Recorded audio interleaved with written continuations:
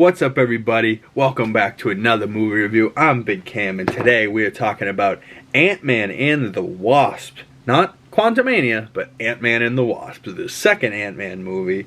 And, I find this movie good, but, there could be some better parts, It could be better, but overall, it's still a good movie. Paul Rudd in the role as Ant-Man, as Scott Lang, just being Paul Rudd in general is hilarious. This might be my favorite the Wasp has been in all the movies. I don't really love her in the third movie. And in the first movie, she's good, but she's not really getting a ton of screen time. She doesn't get to be the Wasp. She's more just Hope in the first movie. So actually getting to see her do some powering shit, Evangeline Lilly, she was badass in this movie. A little bit more useful than Scott at most times, but Scott still does his thing. I love the parts where his suit's malfunctioning, he turns into a little kid in her school, and then he turns into Giant Man by accident. He's using like a flatbread truck as like a scooter, but then he also hunts this down. He's Giant Man in like the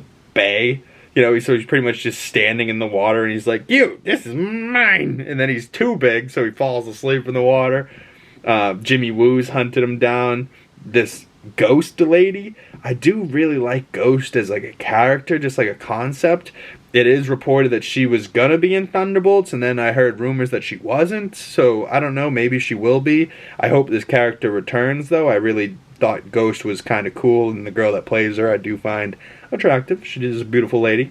Overall, the Janet Van Dyne casting with Michelle Pfeiffer is flawless. You know what I mean? Like Michelle Pfeiffer's just an amazing actress. So to get her to be like Michael Douglas's other half, perfect casting. Michael Douglas, Hank Pym, Michelle Pfeiffer, Janet Van Dyne, fucking Janet Pym or whatever you want to call it. Amazing. She's just a stud.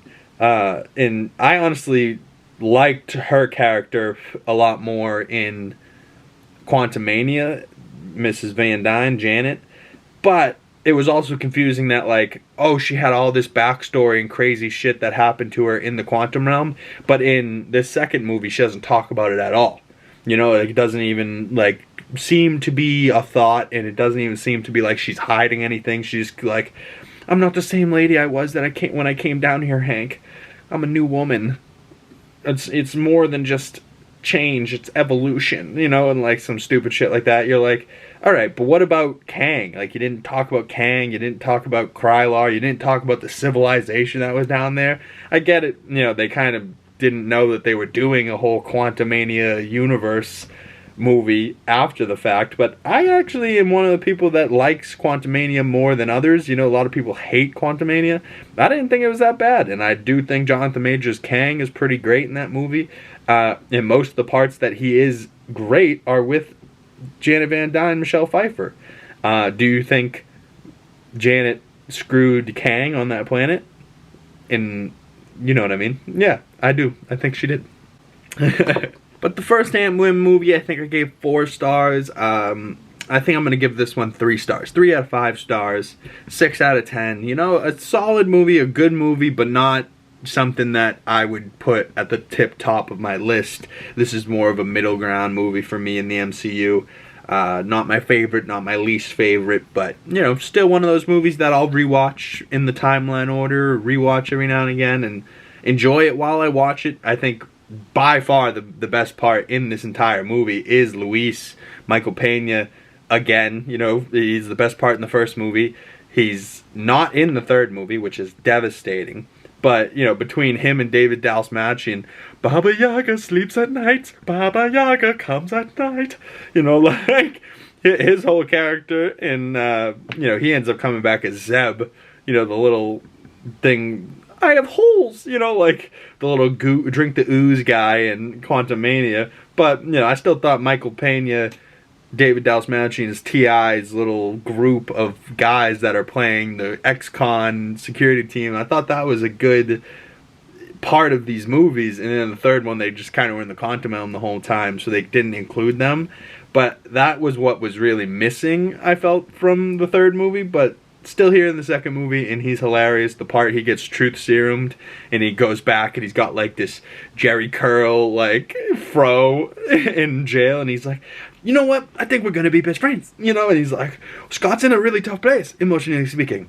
Oh, emotionally speaking. Well, where is he? Literally speaking. Oh, he's in the woods. You know, and you're like, what? You know, like, come on, Louise. You're just gonna snitch on him like that? It was the truth serum. But overall, you know, 3 out of 5, 6 out of 10. Comment below, what did you give this movie in your ranking? Where do you put it in the Ant-Man trilogy? I probably put it at the end of my trilogy, to be honest. I think the first one's definitely the best. I think Quantumania is the second, and then Ant-Man and the Wasp the third.